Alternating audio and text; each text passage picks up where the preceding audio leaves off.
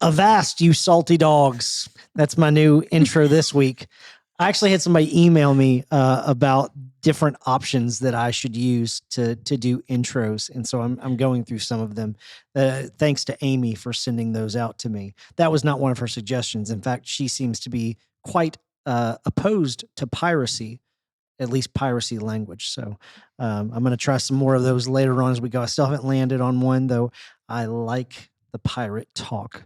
Hey, welcome to Divinely Uninspired. We're so glad you're with us today, also known as the DUI podcast. It's going to stick. It's going to stick. We're going to make it stick. And joined by Jeremy, our fearless leader. Hi. Jeremy, you doing okay? You seem tired today. I'm very tired. I stayed up way too late last night. What were you doing?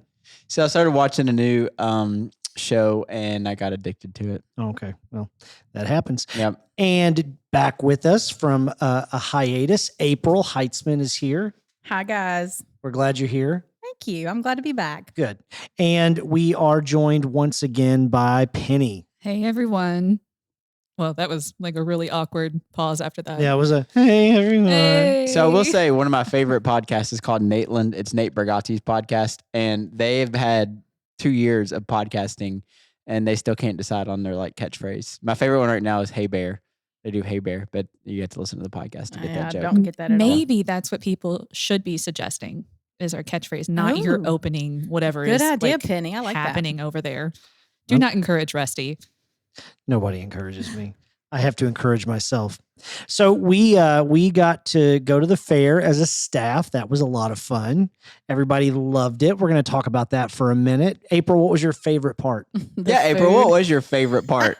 So the other day I'm sitting there and JB's like, did you see April's post on Facebook? And I was like, no. She was like, apparently she did not want to go to the fair. What? That's not true. I did want to go to the fair. I said I don't like pigs, and especially when you have to watch them and it's 1,000 degrees outside that day. The pork chop review is a national treasure. It was on America's Got Talent. And made it to the quarterfinals. Heidi Klum kissed that pig. I'm not impressed. Sorry. No. I was impressed. That was my favorite part. Nope, not for me. I think the cookie was my favorite part. Oh, that was good. Yeah. Shout out to Bay's Bakery. Yeah, it's great. I went back and bought more the next day with the family. So Yeah, that was my favorite part of the fair. They're good. All right. What about you, Penny? It was the pork chop review. Oh, you just said that. Yeah, that was amazing. I like the big pig with the glasses. Come on. He was cute. Yes, that pig was cute. Oink the singing pig. We're not being sponsored by them, by the way. We're just talking. They're just amazing. Yeah. What about you, Jeremy? What was your favorite part? Well, so, I raved before about the pork chop sandwich and I talked you guys into getting it. And Kentucky Pork Producers was not having a good day and the pork chop sandwiches were not that great. So I didn't know that, but I'd had one just the day before when I'd been. And so I got the ribeye from the Kentucky Beef Producers and it might be my new favorite sandwich. It at the was fair. good. I got it the next day. It was really good. When I went with the family, I said, I got to try this. So I used to be Kentucky Pork Producers, but the beef may be winning me over. Yeah, I got not salmon. You got catfish. Yeah, salmon at the fair.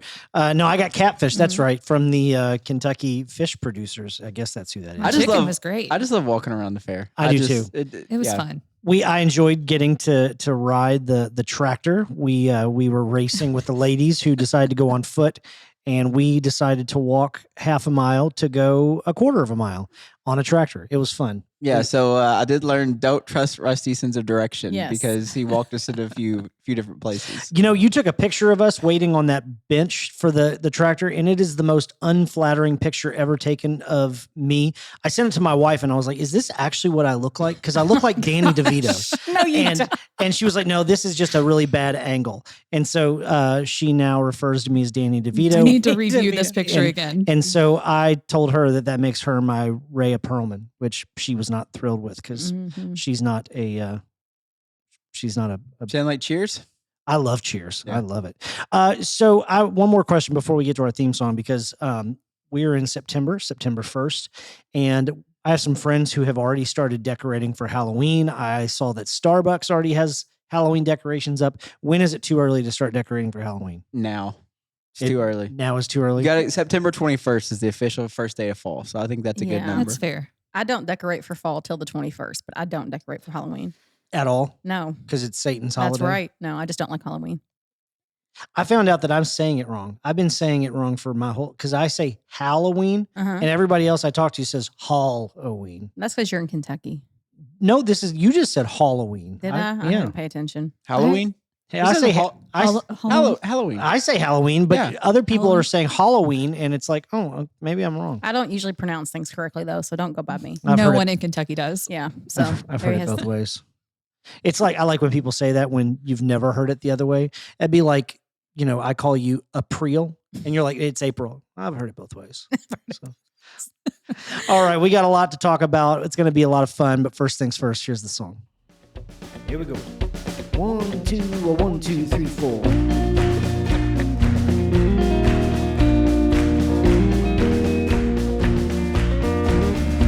You're listening to Divinely Uninspired, podcast by Journey Church Shepherdsville, hosted by Jeremy Willis and me, Rusty Wilson. You can find us online at journeyshepherdsville.com. For questions or comments, email podcast@journeyshepherdsville.com. Maybe we'll feature your question or comment on a future episode. Thanks for listening. Enjoy the show.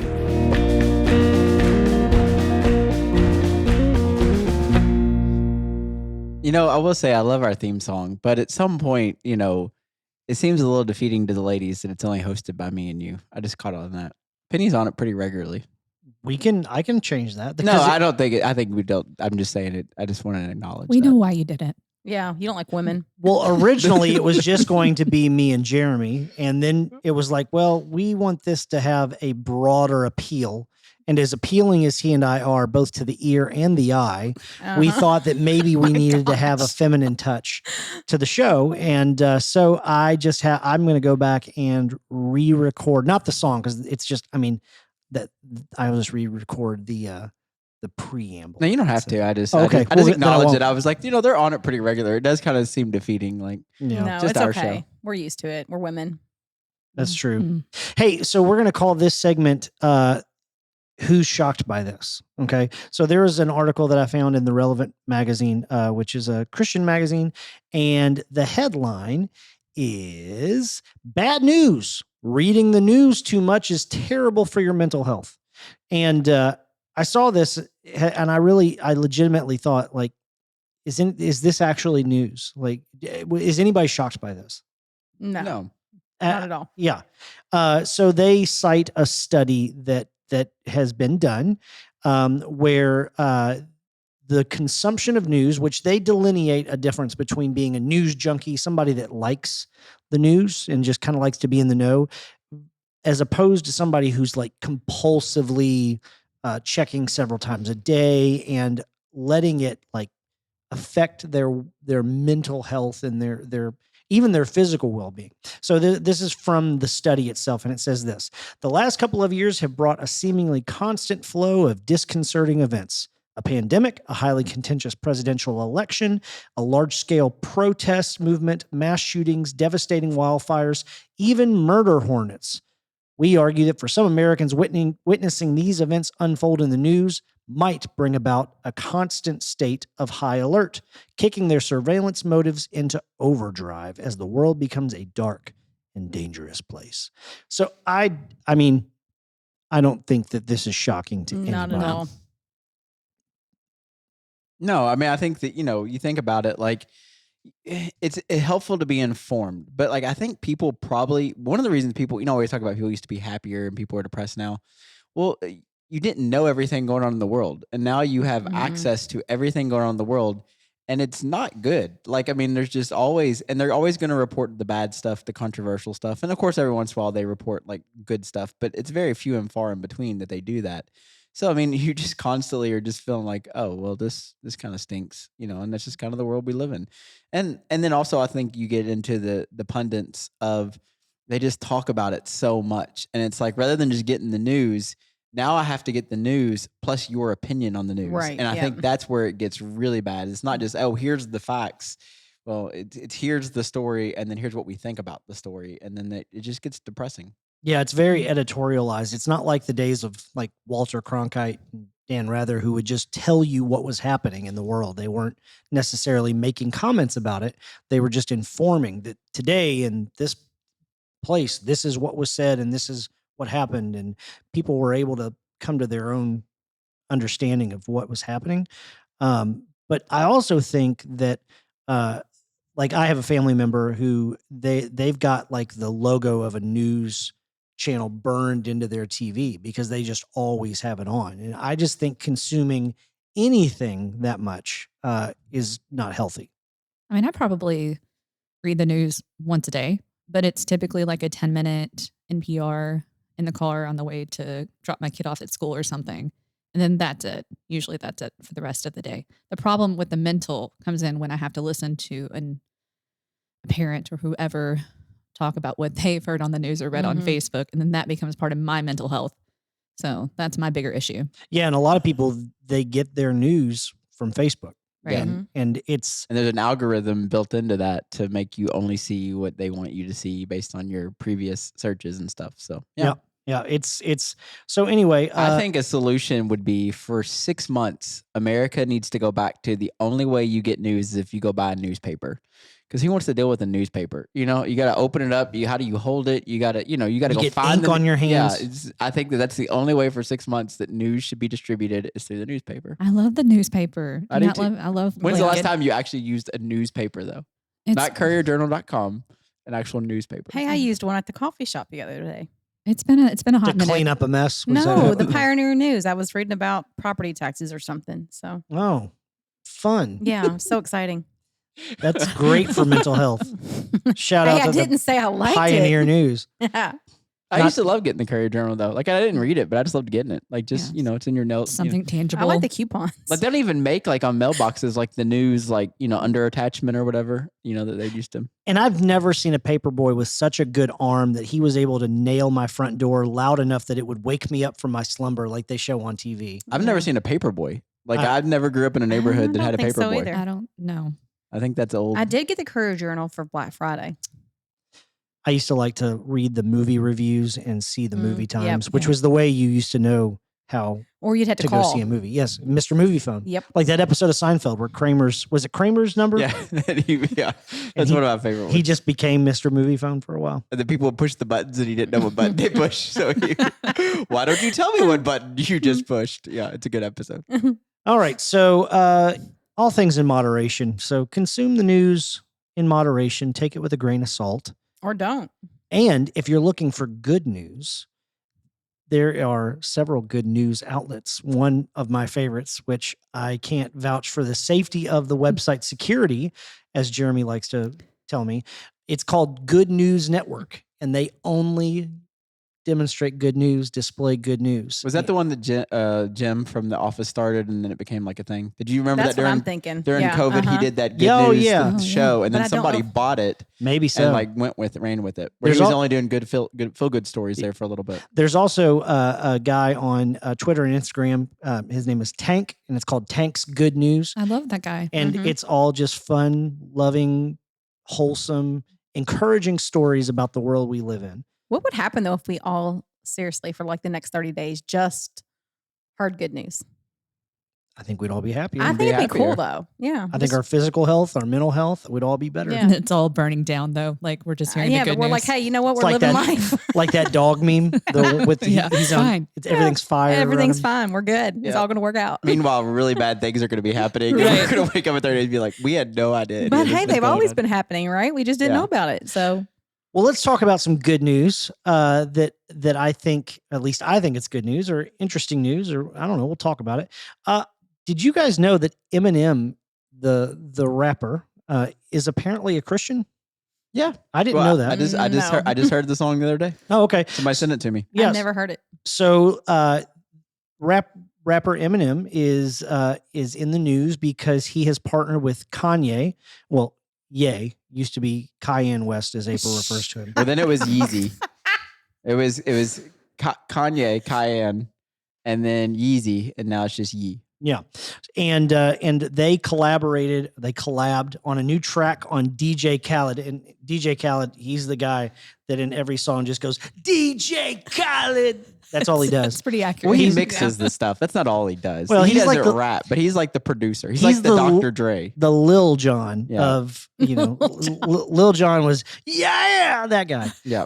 And so DJ Khaled, he was like, I'm going to give more than just a yeah. What happened to our podcast? I don't know. Is it Khaled or Khalid? I thought it was Khalid.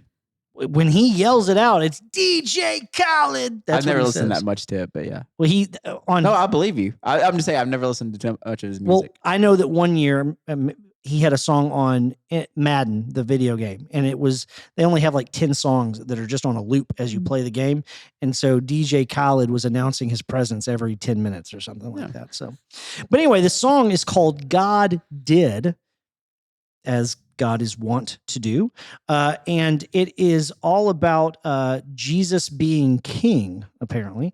And Eminem says this, and I'm not going to rap it because I don't know the cadence or the tempo or anything like that. He says, "So my Savior I call on to rescue me from these depths of despair. So these demons better step like a stair because he is my shepherd. I'm armed with Jesus. My weapon is prayer." So people were shocked because this is not typically Eminem's not at all. style. Yeah. Well, he's older now. I mean, I'm not like, I love Eminem. I've loved Eminem for a long time. Part of the reason I love Eminem is because when I was a kid, I thought I couldn't listen to Eminem by everybody. And so that made me like him even more. But he is, I mean, he's like sometimes like, so like when he raps on certain songs, like it just takes the song to a whole new level. And it's his cadence, it's his speed, it's his voice, everything. So I've always loved Eminem. But no, I did hear the song. It's actually a really good song. And he does the Eminem thing. I mean, he goes fast and it makes sense. But I need to listen to it now. I think, and I don't, and this could also just be like, I think DJ Khaled was trying to make like DJ Khaled. There you go. I think he was trying to make like a positive album. And so, if this is true or not, who knows? But, I mean, Yeezy is as much issues as he's had, like he's stuck to his faith. It feels like, I feel like when Kanye first became a Christian, like everybody was like, oh, this is now granted. I think he's always been a Christian. Yeah. Now granted, Kanye is, and I don't know Kanye, maybe one day we'll get to talk. I doubt it, but like Kanye, if you're listening, yay, if you're listening, he obviously does some really weird stuff and stuff that we would even be like, I don't know about this, but I think that these guys are making efforts and I think they're in a different world than we're in. I think that's a big part of it too, is that these guys are just in such a different world than we even could imagine, so for them to make efforts and try to do something like this, like good for them. One of the things that often happens when people like Eminem or Kanye or even Justin Bieber, people in the public eye, they announce themselves to be a Christian. People who disagree with them often will say, well, they're not a real Christian. And I just think like, well, isn't anybody who says they're a Christian or Christian? I mean, like who gets to decide? And here's the thing to that statement. So, I mean, we just talked about it in the office this morning about some different things, but like Eminem's not going out and saying he's like a pastor. Okay, well, we've had a lot of pastors fail pretty significantly recently. So, I mean, this is just a guy trying to live his life. And, and I do think that like that faith has always been in hip hop. Like, I mean, and obviously there's a lot of other stuff in hip hop that we would not say is good, but I mean, there's always been kind of this theme of that in different songs. And so, I mean, if this is legit, I mean, good for him. I mean, who would you, I mean, if you want somebody on your side, I mean, why would you not want Eminem or Kanye who have such an influential voice in generations, and especially younger generations that, yeah. I like both of them, honestly, as musicians. Like they're both great. So Kanye's album was awesome. His album he came out with was a couple years ago. Hold on, I can't remember the name of it. Closed on Sunday. It's like one of my favorite songs. My favorite song that Kanye's ever done is the Poopty Scoopty song. Do you know that song? Have you heard that one? Is this real? Yes, I don't know. It's real. And I can't play it on here because we don't own the rights to it. But it's essentially, I think it's a joke, but it's just like poopty scoop, poopty scoopty, loopty scoopty poop. I mean, he just is rhyming poop. And over he and is over a again. millionaire because of this, guys. He's a billionaire. Billionaire. Yeah, actually on the song before him, Jay-Z gets on there. And Jay-Z even like, says some like very like uplifting stuff. But he has been recently though, I think. Jay-Z. Yeah. So Jay-Z. Well, his nickname is Hove. Hove, yeah. Because Jehovah. Yeah. So Jay-Z, Kanye, and Rihanna are all under Jay-Z's record album or label or whatever, and they're all billionaires now because of it, which is crazy to think that there's, billionaires, not millionaires, billionaires. Like that's insane. It's a lot of money. So I'm going to read you the lyrics from that song. Here he goes. Poopity scoop. Oh, I thought you were going to do the Eminem song. No. Like we already read those part lyrics. We're talking about? No, we already read those lyrics. This is the Kanye West Poopity Scoop song. Poopity scoop. Scoop diddity whoop. Whoop de scoop de poop. Poop de scoopity. Scoopity whoop. Whoopity scoopity whoop whoop. Poop diddy whoop scoop. Poop poop. Scoop diddy whoop. Whoop diddy scoop. Whoop diddy scoop Wait, it's the poop. whole thing. This is the whole thing. Well, there's a Okay, little bit actual of a words. there's a preamble before that, but the song is called "Lift Yourself." So To poop. What? Those things fit that's together weird. so So- much. Yeah. This is why he's a genius. He he's does an whatever he wants. artist. People bought that song, like they paid to download it. Yeah. Well, I mean, Did they probably you? listen on Spotify. Yes. Oh, My kids love this song. Not that they listen to the whole thing because it's got some bad words, but they love the poop part, which is of where. course they do. That's my point. Yeah. All right. We'll move on. Enough. Yeah. We can. Good for Eminem if he really is a Yeah. Christian. Yeah, that's awesome. We can edit all this out. Yeah. No, it's good. People love it. They do. Well, some do. Hey, what's the worst date you've ever been on? April, you told us you had an interesting one. I want to hear. Yes, please Gosh, share. No. Yeah. Something about prison. Yeah. Some Oh my gosh, you guys know. from your thug days is what you said. Now I gotta understand. Did you go to jail or prison? No, Because I those are didn't. two different things. No, I did. Well, I did spend one night in jail when I was younger. I personally have never been to prison. Thank you very much. I really didn't date a whole lot because I kind of became a Christian at like 18. And I didn't meet Aaron until like 22, and I stayed single that whole time on purpose. But Because you I read I did. Kissed Dating Goodbye by Joshua Harris. no, I knew you were going to bring that up. Seriously, I was like, Jeremy's going to say something about that. Did you read that? I did not. Okay. I just did it because I had a lot of baggage, so I really needed to. Obviously, if you were in prison. Yeah. My that's true. ex-boyfriend was in prison, so What'd he he do? was attempted murder. Oh my. Yeah, there's a lot. Way to pick them, April. Hey, I found Jesus, right? Did But he? I have no idea. I And now seriously he's a doubt successful air conditioning guy, and you all have 3 kids together, right? Yeah. it. He's gonna kill you. I know. But I Did would you go, meet this guy? Were you doing like prison ministry, and then you were like, I like no, this guy. So y'all I got dated together? him, and then I got a phone call from the Indiana State Police asking some questions, and I found out that he was going to be in prison. And I would go visit him actually with another friend. So he until- didn't even tell you were gonna be in prison. The Indiana State Police called. That's how you found Well, out. because he was in jail first, and then he got moved, obviously, to prison. Oh, but yeah. goodness. So So how I guess did he you was break up? convicted. Okay, so it's a funny story, but there was this little church down the street where I lived, and like I was a new Christian, right? So I was praying, and I was like learning about like what love really is, and I was like, okay, well, everything in the Bible like Jesus gave, and so I was like, okay, well, love gives and it doesn't take, and I put 2 and 2 together. Then finally, I was like, okay, I just need to end this. Like this isn't, Did you bake him a cake and put a hacksaw on no, it? but I did send him a letter, It's a great TV show. and I ended the relationship. Thank you very much, and then I stayed single until I met Aaron. There's that. He was Penny. also in prison. That's right. Shut up. No, she's he got was a not. she's got a type. Poor Aaron. Whatever. Poor Aaron's never gonna hear the end of it. Penny, what's your worst date? I don't have one, honestly. My husband and I met when we were 18, and I didn't date much before that, like maybe Yeah. a couple, but no bad dates, guys. Good for Jeremy, me. Any bad dates? So I got a couple of stories. So Oh, no. I dated a lot in high school. I never was in any serious relationship, but I love to date. But one that was really bad was I had a friend. I won't say his name because some people at church know him.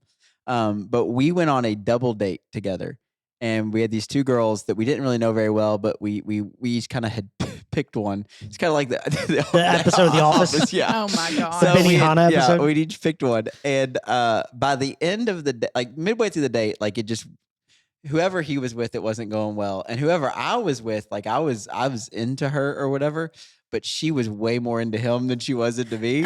So by like the end of the date, like it was very obvious that like they were gonna be a couple and not us or whatever, and so it was just awkward because by the end of the night, like seriously, like me and this other poor girl were just like there. But 2 quick stories about and we had like plans, like we had gone out to dinner, then we were going to play putt-putt, like it was the whole thing. So like by the time dinner's over, like we already know this is not going the way we all thought it was going to go. But then we already had plans to go play putt-putt, so we just went ahead and did it. So like I just remember like us playing putt-putt, and my date is with him, and then I'm just back here with this other girl, like, so how are you doing? So 2 funny dates real quick because these are true, and this is so me and Jamie's first date. We were coming back from dinner, and she's like, "Hey, I want to stop by my friend's house," and so I was like, "Okay." So we the first date, like we barely know each other. We stopped by her friend's house, and she's like, well, she's not here, but I need to go get something out of the house or whatever. I can't remember why. And she convinced me to break into her friend's house. This was our friend Paula, that a lot of people at Journey know. So we break into her friend's house. So I'm literally on the back. I'm lifting her up into a window over the kitchen sink. She gets into the house. So then she goes and she's like going through Paula's room to find something. So I'm sitting in the recliner. All right. Paula comes home, doesn't know who I am. I'm just sitting in this recliner. So she walks in, kind of freaks out. And then she's like, we figured out what's going on. So this whole time, mind you, her husband's name's Chris, and he's in the military, and he has loaded weapons all over his house that I was unaware of at the time. But I was like, can you imagine? I mean, I could have got shot that very night. So that's date one. That happens. Date two, we're driving. Some people have heard this story. We're driving back from dinner off Westport Road, and we're on that long stretch of the Gene Snyder where there's not really anywhere to stop. And I had to go to the bathroom. And it was like one of those, like, I've got to go like right now. So I pull off on the side of the Gene Snyder highway, and I get out of my truck, and I go, I got to go. I run off into the woods. I don't tell her where I'm going, but I legitimately run off into the woods. Wait. Hold on. You just pulled over and you were like, I gotta go. And you left. You didn't tell her, like, I have to go to the bathroom. Oh my gosh. No. So I say, I gotta go. So I get off and run into the woods. And like 30 seconds later, this is the part of the story that's brilliant. At the time, I was still playing competitive tennis. So I had like a tennis bag in my back because I realized I gotta go, number two. And I'm sitting there, I'm going, well, I don't know how I'm going to clean myself up. But I all of a sudden remembered I had a pair of socks in my tennis bag. So I run back to my truck. I get my socks out and say, I'll be back in a second. And then I hop over the thing and run into the woods and do my business. And that was our second date. And then we got married. And she That is stuck so around. funny. Good for Jamie. Well, she had me break into somebody's house her first date. And then second date, that happened. What'd you She's a eat? saint. What I was the love date Jamie. that you ate that you had to I go? ate something bad because I was sick like for a couple of days. So it Oh. might be like food poisoning or something. But it was like one of those like bathroom like it was like I've got to Got to go, like yeah. now. There's no holding this. There's no like yeah. So that happened on our second date. Did she laugh at you? She was scared. She Because was you on the left her phone. and didn't tell her see you were that. going. Yeah, she was on the phone with her mom, and then I got back in the car and kind of explained it all, and we laugh about it. We still tell people that story. Now everybody knows that story, but that happened. And then we got married. Yeah. What'd you do with the socks? Oh, I left them. We didn't bring them back. Like those are done. Everybody knows now Jeremy had diarrhea. Yeah, it's okay. We all have diarrhea. Poopty scoop. Remember Kanye told us about it. Yeah. Everybody does it. Yeah, the poop Yeah, song. I am not sure what has happened to this podcast. Me either, but we're having fun. All right. What about your date, Rusty? Oh gosh, I have a couple. So I was before I met my wife. I was on Match.com. Give them a shout out because eHarmony said I was unmatchable. You didn't do Unfortunately, Christian Mingle. Are you serious? Was that Yeah, a- they really did. They said I was unmatchable. I had too highest standards. I was like, well, they need to be exactly like this, and they're like, yeah, that person just doesn't exist in your region. So Oh my gosh, that is maybe- weird. I needed like, to see I the think what- standards. Well, I think what it was is I was looking for like, hey, if you want Bible Barbie, which sounds like is what you're looking for, you need to go to like that Christian school in Malibu. But anyway, so I was on Okay. Match.com. And I got matched with this girl, and this is not to make light of this poor girl situation. I'm just telling the story the way it happened. So I had been in a relationship long term. It ended not well, and she had suffered the same thing. And we on the phone call, and we were just kind of talking through it. And I was like, "Oh, we have this common ground. We were both there." And she said, "Well, yeah, I did something kind of silly afterwards." And I was like, "Oh, okay, well that happened." She was like, "Yeah, I tried to kill myself," and it was like, "Oh my gosh, I'm so sorry. That's awful." And she was like, "But let's go on a date." And I was like, "Okay, all That's right." a red flag. So we go out on a date, and the day before the date, my mom was in the process of moving, and I was helping her move, and I get a phone call from her, and it's like, "Hey, is everything?" And she's hysterically sobbing because she had just left her therapist's office, and her therapist said it was too soon for her to be dating, and her mom was going through the house throwing away like wedding stuff, but she just felt really connected to me or whatever. And I was like, I cannot go on this date with this girl. And she is not. Second red flag. And my mother was like, you need to go on a date with this poor girl. And so, Mom, I'm blaming you for this. And she listens every week. She's religiously listening to the DUI podcast. Love you, Mom. And so I go to this dinner with her, and the whole dinner from start to finish at a sit-down restaurant lasted 45 minutes. She wept 3 different times on the date, and she would like, you know what they call it, the 1,000-yard stare, where somebody's just like looking off into the distance. So there was a couple behind me, like over my shoulder, who had a baby who was doing like the peekaboo thing. And she was just staring at the baby crying. And I was finally like, okay, look, like clear, like as just as one person to another, you are not ready to be like dating people yet.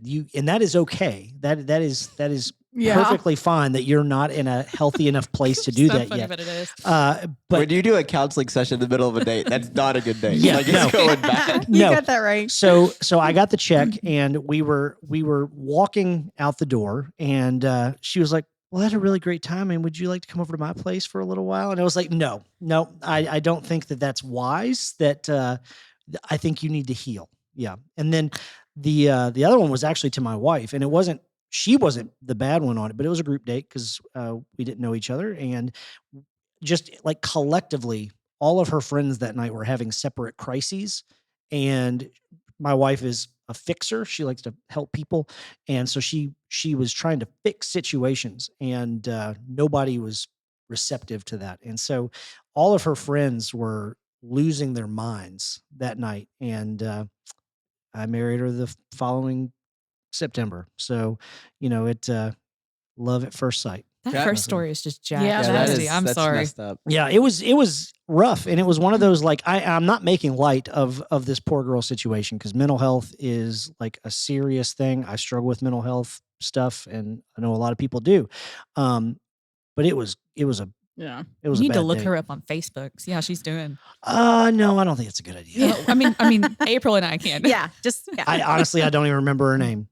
That's Really? good. Yeah. I did on a date call a girl by the wrong name the whole night. that And then she is- didn't oh correct my me till the gosh. end, and it was She didn't bad. correct you. At the end, at the very end of the night, she finally corrected me, and I was like, "That would have been helpful like 3 hours ago. Like that's kind of on you not to like just be like." So it's like You her can name blame was her. Emily, and you were calling her like Sarah or something like that. no, it was way worse than that. Like her Okay. name was Rachel, and I kept calling her like Tina or something like that. Like not even When close. she said it's like it wasn't even in the same wheelhouse. when she said, well, my name's actually Rachel, you should have said, I've heard it both ways. So I should've- all right. So a couple in Hendersonville, Tennessee had a pretty bad first date.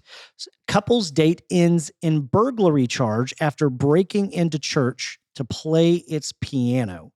All right, so I'm going to read this to you. A U.S. couple on their first date have been charged with burglary after police said they walked into an unlocked church just to play its piano. Sebastian Spencer and Danielle Salvato both bonded quickly when they met on a dating app over the fact that they were both pianists. The 20-year-old man and 19-year-old woman sought out a piano at the end of their first date. They drove to Indian Lake Peninsula Church in Hendersonville, Tennessee at 12:50 a.m. on 18th of August to find that the doors were unlocked due to a faulty door. So they go in and they serenade each other with their piano playing abilities, and the police are alerted. Yeah. So CCTV captured Salvato's car driving up to the church and Spencer's surprised face to find that the church door wasn't locked. He later admitted to Hendersonville police, I found a piano. I'm so shocked we found one at the first church. Wait a second. Okay, so he's shocked to have found a piano at a church in Tennessee. Well, it's not totally. Part of the story is like he goes, okay, well, part of it's on the church. Like, and I get like there's a faulty door, but like, I mean, we have doors here. Like, you just don't. If it's not locked, you don't leave. Like, you make sure it's Right. locked.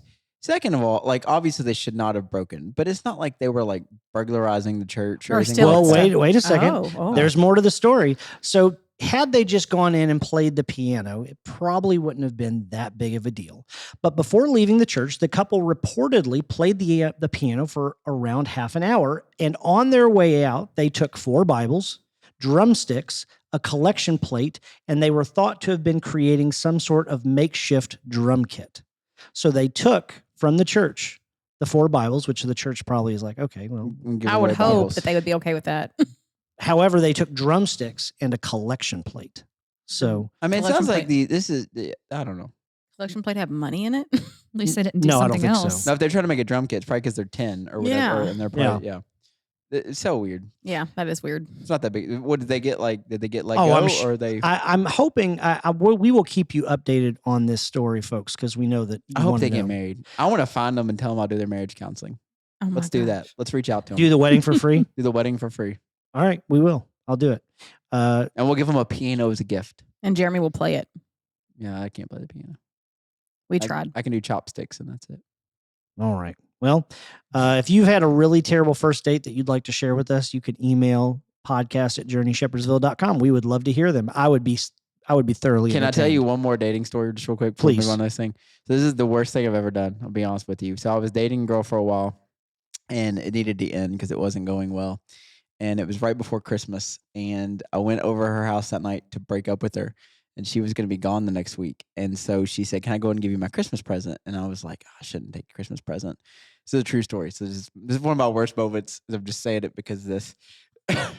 She got me a PlayStation 2. So I didn't break up with her for 2 more months. Oh my gosh. He's like, I want to keep the And then I broke up PlayStation. with her.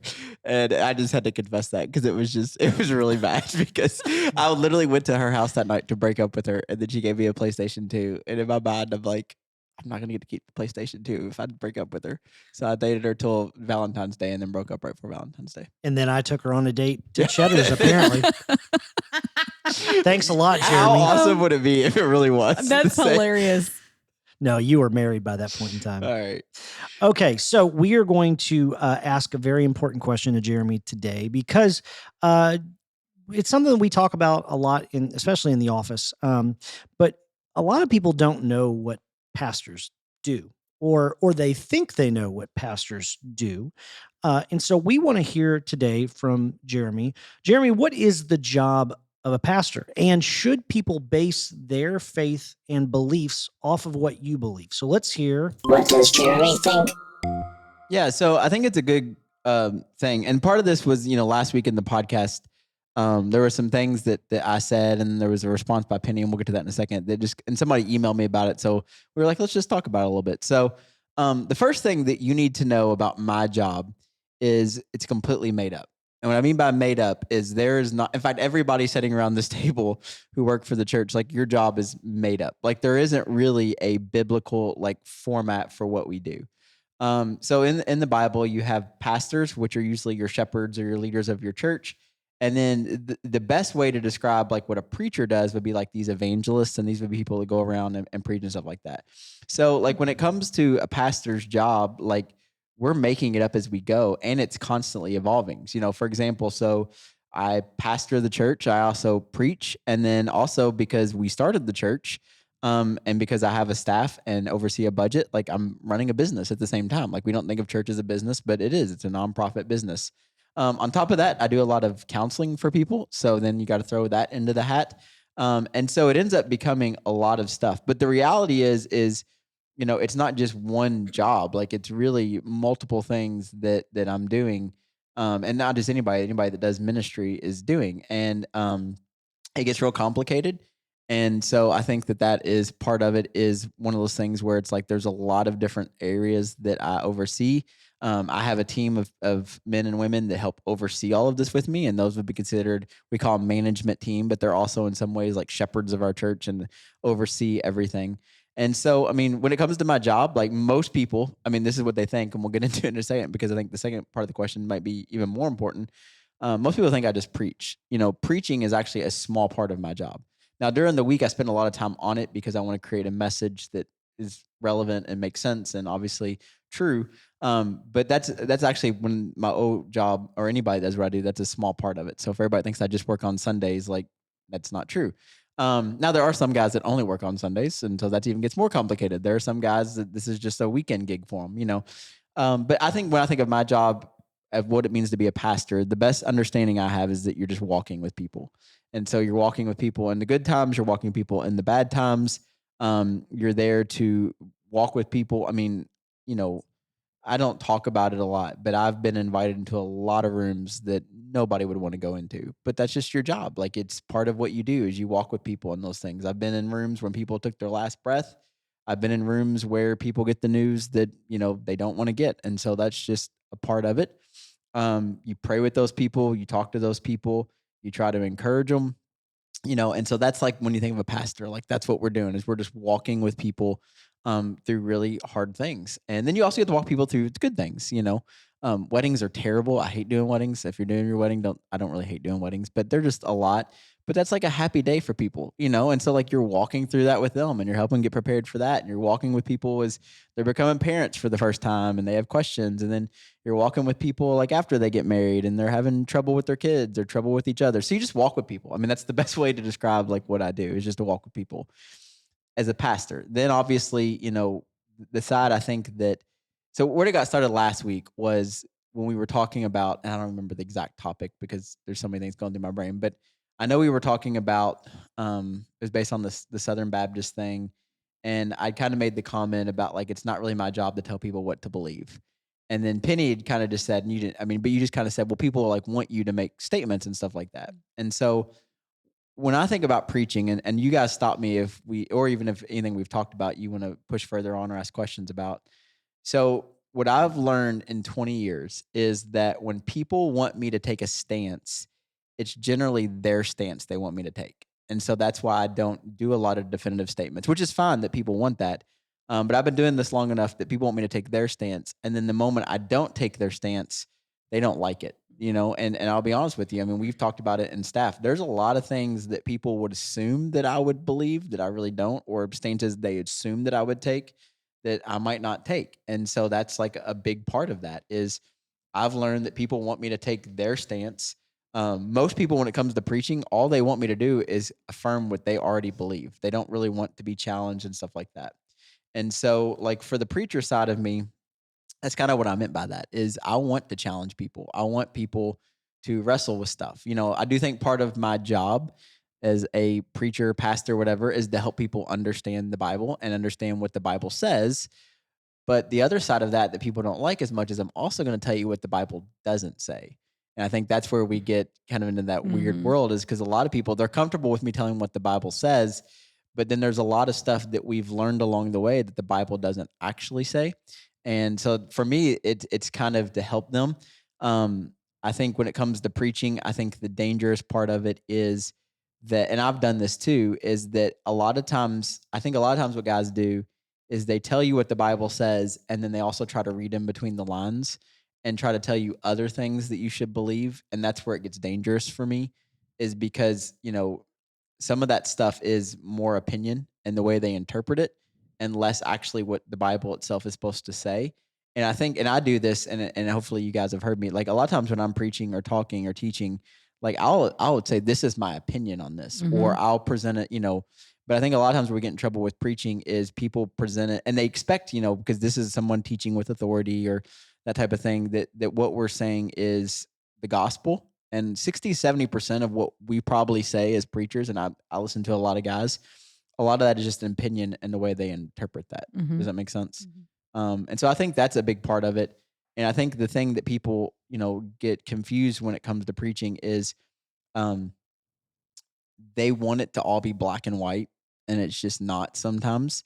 The other thing is, Christianity is an offshoot of the Jewish faith. I mean, we believe it's this thing now where, the gospel and what Jesus did. But I mean, Jesus was Jewish. So news shock to everybody. And so he was not from the West or Western educated or even Greek educated.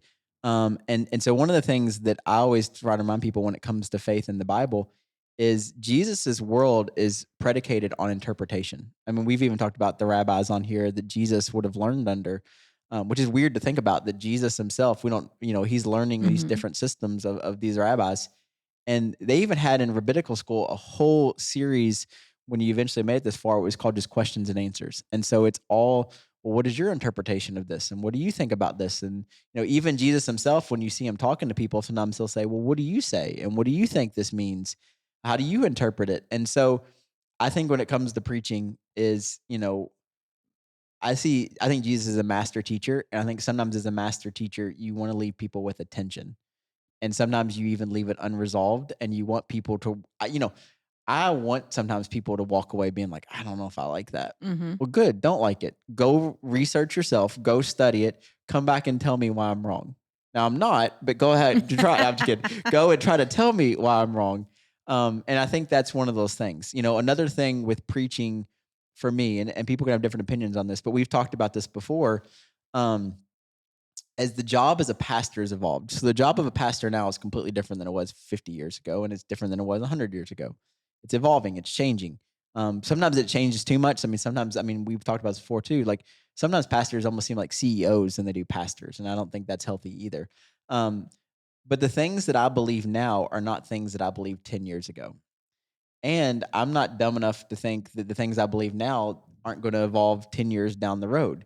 My views have changed, my thoughts have changed as I've studied, as I've read, as I've done these things. And so one of the dangers that we have to be careful of is when I say things and people come to our church and they view me as an authority figure in these things, if they do or not, I mean, it doesn't matter. But if they hear what I say, I'm shaping what they believe, and the problem is not everybody grows the same. And so sometimes, I've even done this where I'll believe things because somebody I trusted said it 20 years ago. It might not be right. And it might not be the way I think about the world now.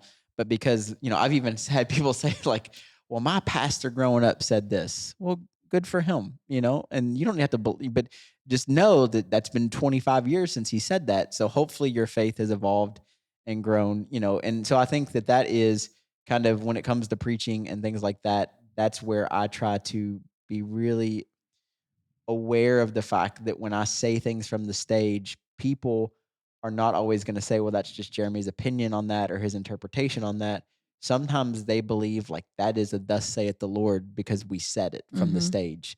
And I just try to be careful with that. And that's why I kind of meant by sometimes I want people to hear what I say and I want people to trust what I'm saying. But I also sometimes intentionally, I want you to walk away a little bit mad and a little bit with that tension where you actually want to go out and study it for yourself. And the reason I believe that, and is that a couple weeks ago we talked about in the sermon testing of your faith. And the reason that I believe testing of your faith is important is testing proves the authenticity of something. And um, your faith cannot be my faith. It cannot be what your grandparents' faith was. It cannot be what the preacher that you grew up with is. It cannot be the preacher that hollers at everybody down the street. That cannot be your faith. It has to be yours because when your faith gets tested, it exposes what you actually believe and what you were pretending to believe. And so my job is to leave you sometimes in that tension, to leave you walking away saying, I don't really know if I think about that. Good. Go study it, make it your faith, work through it. And so anyway, so I don't know if I answered it exactly the way I was supposed to, but that's kind of my job. I mean, it is multifaceted. I think most people, when they think about my job, they think about teaching and preaching, and that's my approach to teaching and preaching. The other thing one of my favorite quotes is when we try to put God in nice, neat, defined lines, we're no longer talking about God. We're talking about something else. And then also my awareness of the fact as a preacher, and I wish more guys would acknowledge this, historical Orthodox Christianity is wide and diverse. I do not have the corner on truth. Does that make sense? Now, I believe the things that I believe are important, and through studying guys that have studied this even more than I have, like I feel like I'm on a good path. But I'm not the only one that teaches truth. I have the corner on truth, and I think that's important for pastors to realize, but also people that come to church to realize like there's other really good voices out there, and we should listen to them. So, any thoughts about that, or Man, did I answer that okay? I wish that was easy for you Yeah. because the idea is lovely. And I agree with the idea. It's just, there's so many people out there telling them what they should feel and how they should feel that it's almost feels like it's a losing battle to be like, here, that what I want you to do is to make up your own mind, you Right. know? Well, and this isn't a modern problem. I mean, Paul is even talking to the Corinthians, and he says, you've got this bickering. Some of you saying, "Well, I'm of Apollos and I'm of Right. Paul," or no, it's not. You don't be following people. Be following Christ. Mhm. And if people are good models for you, great. But you don't need to base the health of your faith on another human being, because as we see all the time, these leaders, they will fail, they will fall, they will have something happen in their life because they're human beings and they're not perfect. And the amount of people who are left in the wake of their damage because they had all of their faith in another person. Yeah. Mm. And I think at the end of the day, I mean, that's the thing is, I mean, even, and hopefully I never followed any type of compromise where I don't get to do my job. But eventually I'm going to die. We all die. And like your voice was just a part of the story. And there's a bigger story going on. And I think when people get too attached to it, and even like, I don't know, I think I think it's a good point is that like, don't just listen to one voice, but even if you listen to one voice, I want people to challenge what I think. Now, here's the thing. When I get up on that stage, this is going to sound cocky, but I don't mean it to. When I get up on that stage and preach on Sunday, I've put enough preparation. I probably do know more than anybody else in that room in that moment about what I'm talking about. But that doesn't mean I'm the smartest guy in the room. That just means I put in more preparation about what I'm talking about right then. But that also is okay. You don't have to believe everything I believe. You can test that. You can question that. You can push back on that, and that's okay. We don't, I think it's important that we do that. And to talk for just a second about the Jewish roots that we come from and the rabbinical opinions and interpretations, the Jewish faith is okay with there being this ambiguity between, well, I believe this and you believe that, and we're both a part of the family of God, even though we are believing things that don't seem like they can work together. They were okay with working that out, with trying to figure out, okay, well, how does this all work together? And we're very, like Jeremy said, we're very black and white, and it's one or the other. And Eastern forms of thinking are not that way. It's more ambiguous than that. Yeah. Well, that was what Jeremy thought, and we're always glad to hear it. That's what Jeremy thought. All right, so we have just a few announcements for you before we get to the very last part of what we're doing today. We're almost done. So we have several things coming up here at Journey on September 9th. If you have a student in our student ministry, Activate Games, they're going to go out and do that. You can find information about that on the app. If you have a child in our preschool or kindergarten, we have an event called Always coming up. And then on September 24th, that is a Saturday, we have our annual Fall Fest that Journey presents to you in the First Street Park in Shepherdsville. We're going to a new location this year, gives us more room and more room for activities. And that's always a good thing. And for everything else that's happening, you can download the Journey app wherever apps are downloaded.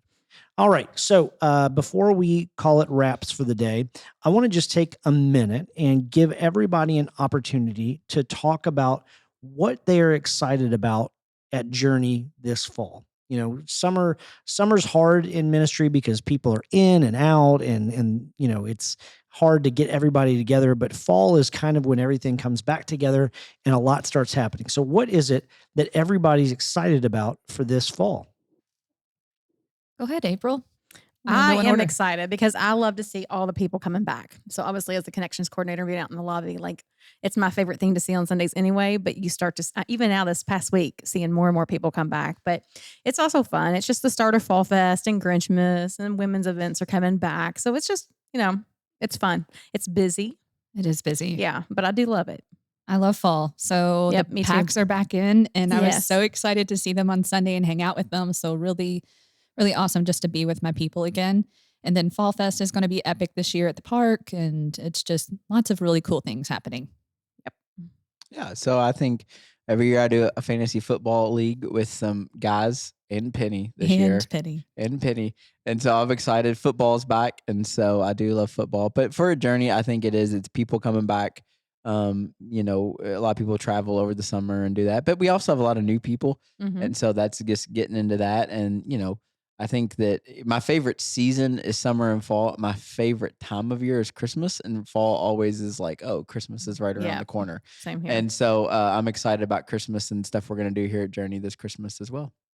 Yeah, I am really excited about our PAX small group Mhm. ministries. We've been pushing and pushing and pushing, and I'm really excited because we've got over 160 people involved in a pack this semester. And while, you know, I was just talking to my wife about this, and she tries to keep me in check about what's important in my ego and things like that. And, you know, she was like, well, it's, you know, remember, it's not about how many. And I said, well, except for this, it kind of is, because this is about people getting connected to other people. This isn't just like, oh, we are a bigger church. This is people who are getting in relationships with other people who will help them build their foundation in relationship to Jesus. And so that is really exciting for me that people are getting that opportunity, and there's still room.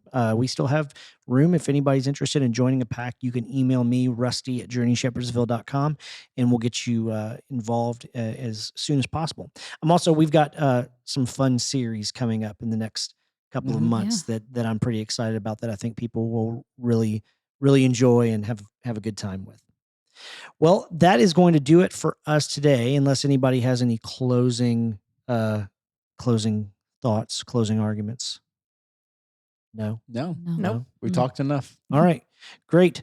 All right. Well, you all have a wonderful day, you salty dogs. I'm going to continue the pirate talk. Someone help him, please. Arg. Find one. Yeah. All right. It's good being with you. We'll talk to you soon.